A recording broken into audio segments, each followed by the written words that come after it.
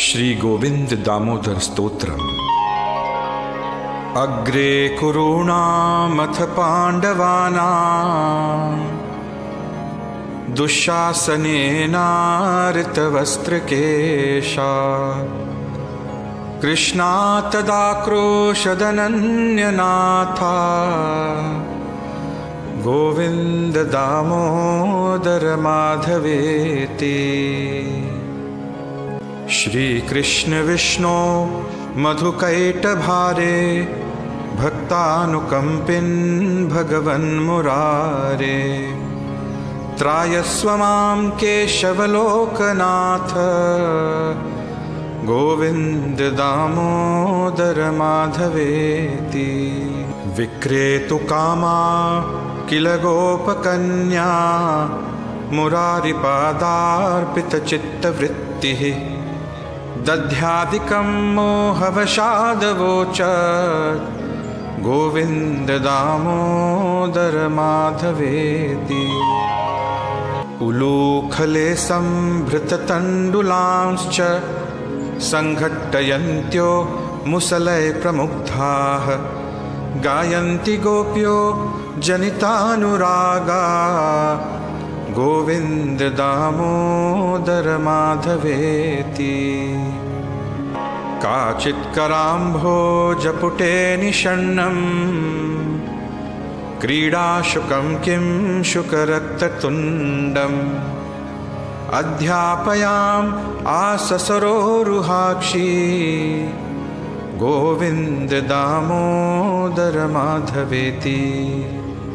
गृहे गृहे गोपवधूसमूहः प्रतिक्षणं पिञ्जरसारिकानां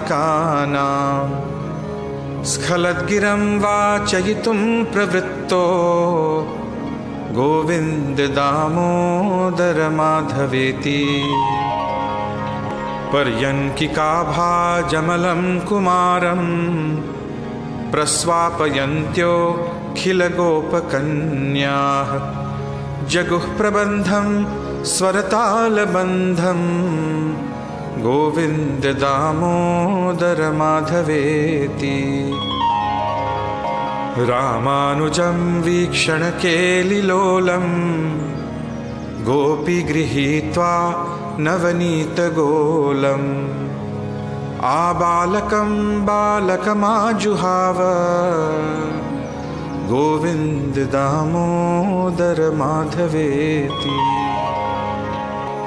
विचित्रवर्णाभरणाभिरामे भिदेहि वक्त्राम्बुजराजहंसे सदा मदीये रसनेग्ररङ्गे गोविन्द दामोदर माधवेति।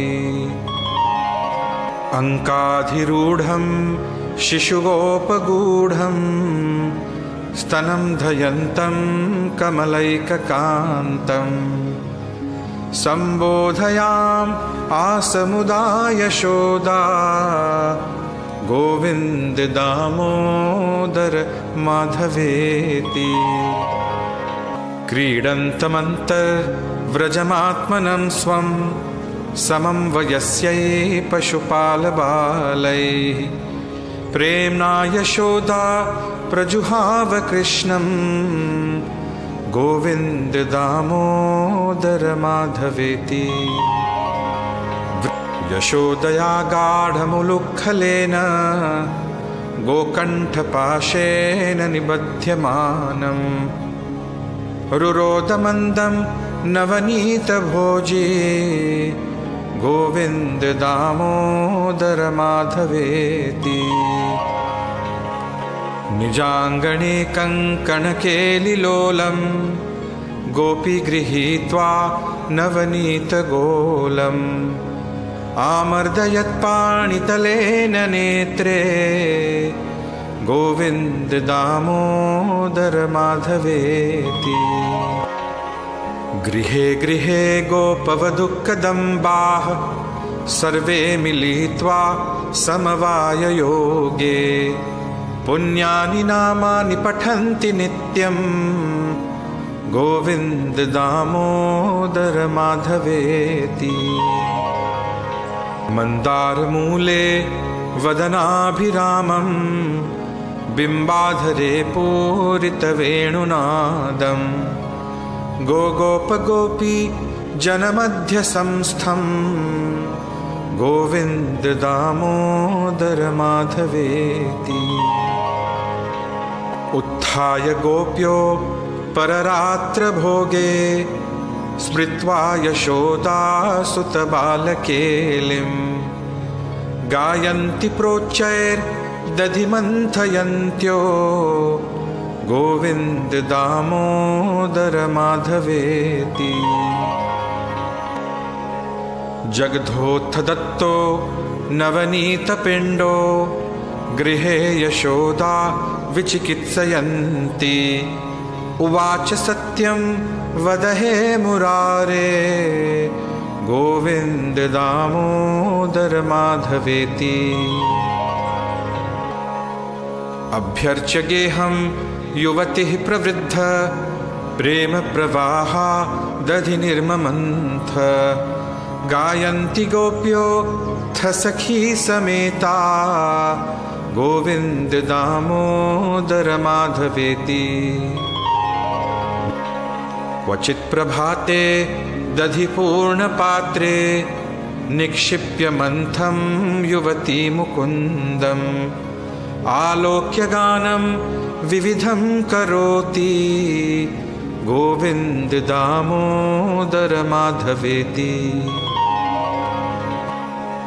क्रीडापरं भोजनमज्जनार्थं हितैषिणी स्त्रीतनुजं यशोदा आजुहवत्प्रेम परिप्लुताक्षी गोविन्द दामोदर माधवेति।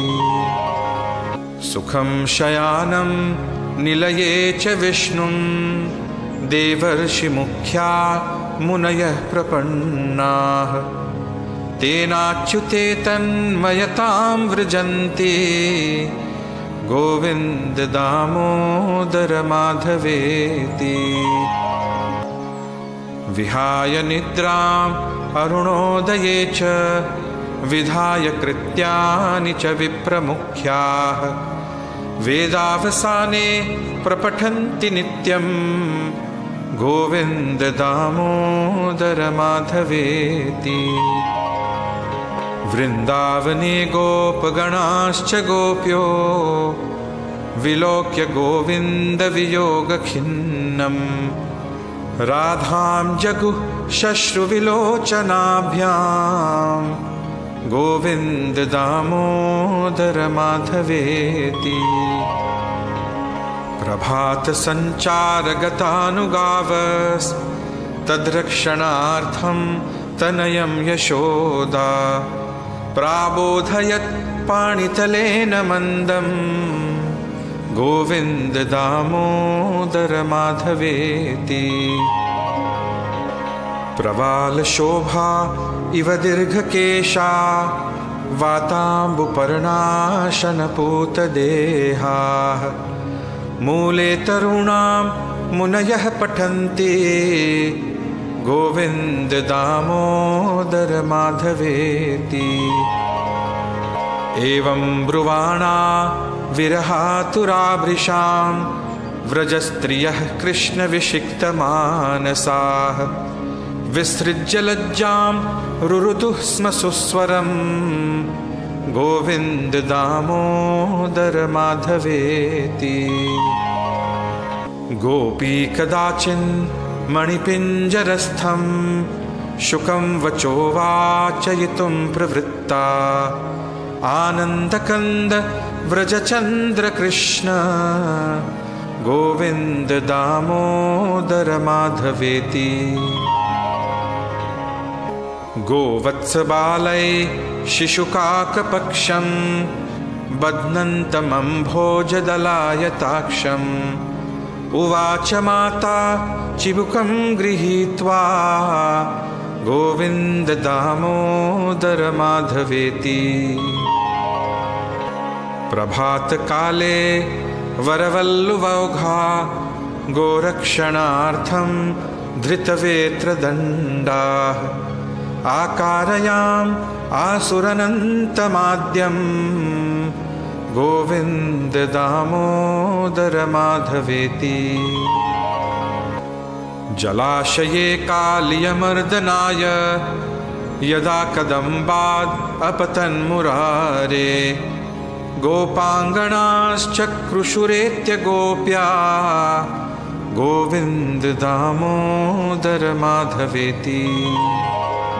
क्रूरमासाद्य यदा मुकुन्दश्चापोत्सवार्थं मथुरां प्रविष्टः तदा स पौरैर्जयतीत्यभाषी गोविन्द दामोदर माधवेति।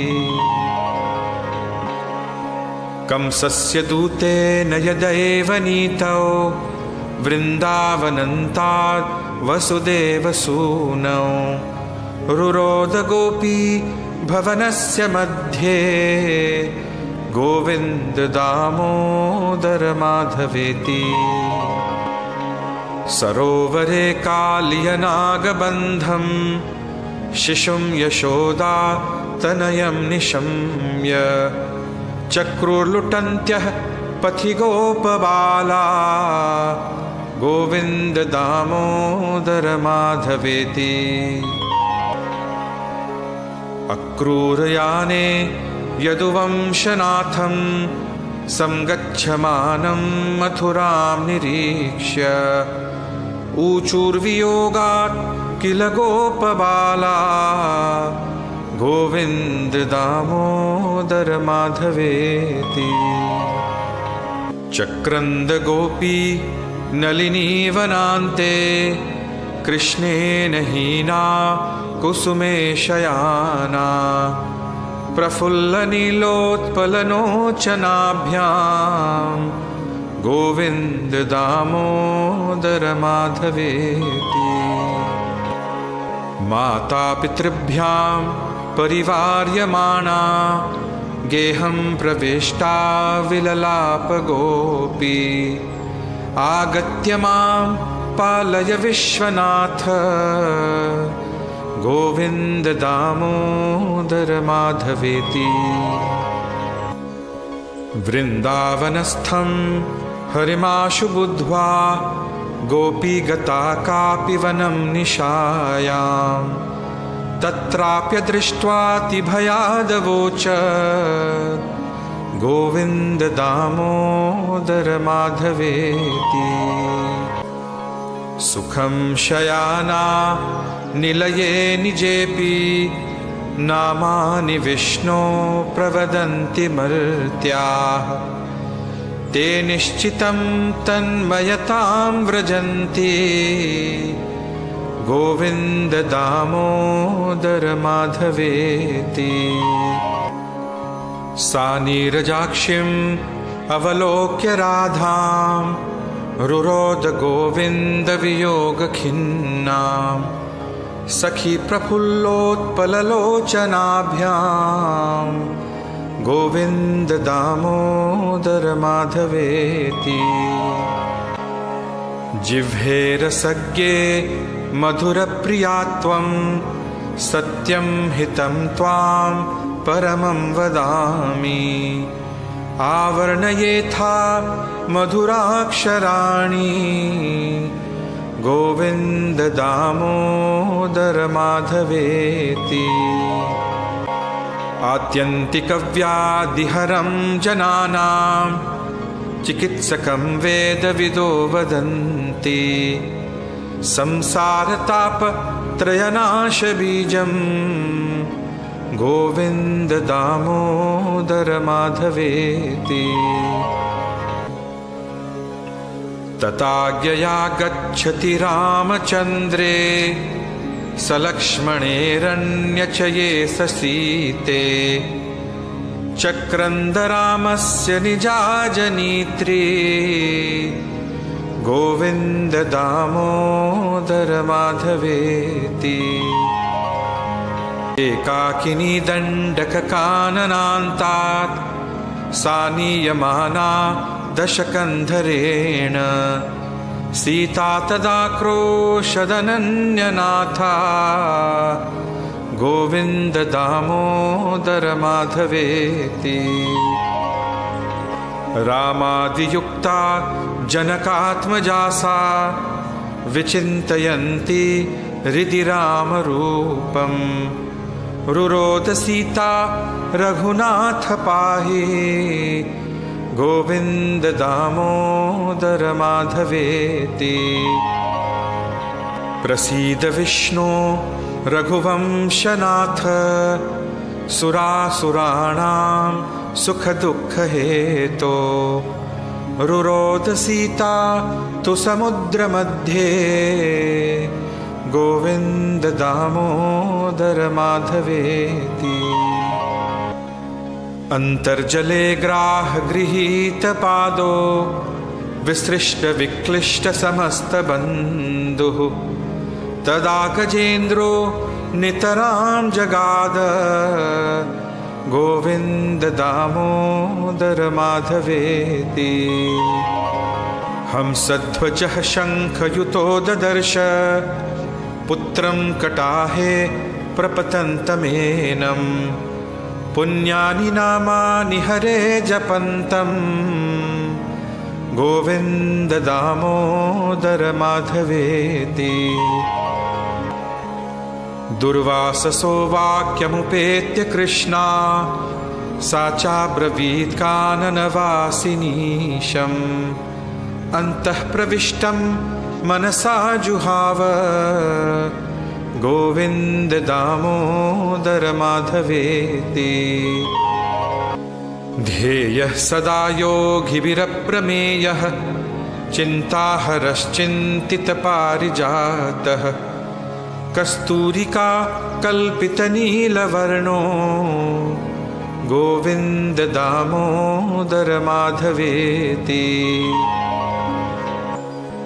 संसारकूपे पतितोऽत्यगाधे मोहान्धपूर्णे विषयाभितप्ते। करावलम्बं मम देहि विष्णो गोविन्द दामोदर माधवेति। त्वामेव याचे मम देहि जिह्वे समागते दण्डधरे कृतान्ते। वक्तव्यमेवं मधुरं सुभक्त्या गोविन्द दामोदर माधवेति। भजस्व मन्त्रं भवबन्धमुक्त्यै जिह्वे रसज्ञे सुलभं मनोज्ञं। द्वैपायनाद्यैर्मुनिभिः प्रजप्तं गोविन्द दामोदर माधवेति। गोपालवंशीधररूपसिन्धो लोकेश नारायण दीनबन्धो। उच्चस्वरैस्त्वं वद सर्वदैव गोविन्द दामोदर माधवेति। जिह्वे सदैव भज सुन्दराणि नामानि कृष्णस्य मनोहराणि। समस्तभक्तार्तिविनाशनानि गोविन्द दामोदर माधवेति। गोविन्द गोविन्द हरे मुरारे गोविन्द गोविन्द मुकुन्द कृष्ण। गोविन्द गोविन्द रथाङ्गपाणे गोविन्द दामोदर माधवेति। सुखावसाने त्विदमेव सारं दुःखावसाने त्विदमेव गेयं। देहावसाने त्विदमेव जाप्यं गोविन्द दामोदर माधवेति। दुर्वारवाक्यं परिगृह्य कृष्णा मृगीव भीता तु कथं कथञ्चित्। सभां प्रविष्टा मनसा जुहाव गोविन्द दामोदर माधवेति। श्री कृष्ण राधा वर गोकुलेश गोपाल गोवर्धननाथ विष्णु जिह्वे पिबस्वामृतमेतदेव गोविंद दामोदर माधवेति। श्रीनाथ विश्वेश्वर विश्वमूर्ते श्रीदेवकी नंदन दैत्य शत्रो जिह्वे पिबस्वामृतमेतदेव गोविंद दामोदर माधवेति। गोपीपते कंसरिपो मुकुंद लक्ष्मीपते केशव वासुदेव जिह्वे पिबस्वामृतमेतदेव गोविंद दामोदर माधवेति। गोपी जनाह्लादकर व्रजेश गोचारणारण्यकृत प्रवेश जिह्वे पिबस्वामृतमेतदेव गोविंद दामोदर माधवेति। प्राणेश विश्वंभर कैटभारे वैकुंठ नारायण चक्रपाणे जिह्वे पिबस्वामृतमेतदेव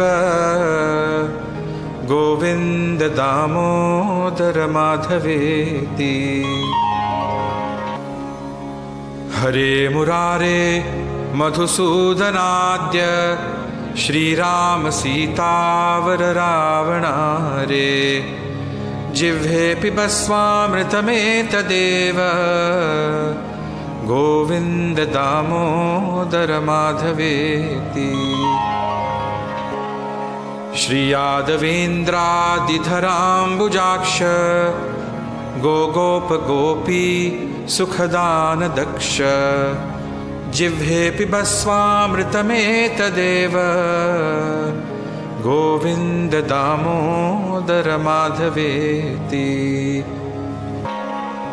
धराभरोत्तारण गोपवेश विहार लीला कृतबन्धुशेष जिह्वे पिबस्वामृतमेतदेव गोविंद दामोदर माधवेति। बकी बकाघासुरधेनुकारे केशी तृणावर्त विघात दक्ष जिह्वे पिबस्वामृतमेतदेव गोविंद दामोदर माधवेति। श्री जानकी जीवन रामचंद्र निशाचरारे भरताग्रजेश जिह्वे पिबस्वामृतमेतदेव गोविंद दामोदर माधवेति। नारायणानंत हरे नृसिंह प्रह्लाद बाधा हरहे कृपालो जिह्वे पिबस्वामृतमेतदेव गोविंद दामोदर माधवेति। लीला मनुष्याकृति राम रूप प्रताप दासी कृत सर्वभूप जिह्वे पिबस्वामृतमेतदेव गोविंद दामोदर माधवेति। श्री कृष्ण गोविंद हरे मुरारे हे नाथ नारायण वासुदेव जिह्वे पिबस्वामृतमेतदेव गोविंद दामोदर माधवेति। वक्तुं समर्थोऽपि न वक्ति कश्चित् अहो जनानां व्यसनाभिमुख्यं जिह्वे पिबस्वामृतमेतदेव गोविंद दामोदर माधवेति। इति श्रीबिल्वमङ्गलाचार्यविरचितम् श्रीगोविन्ददामोदरस्तोत्रम् सम्पूर्णम्।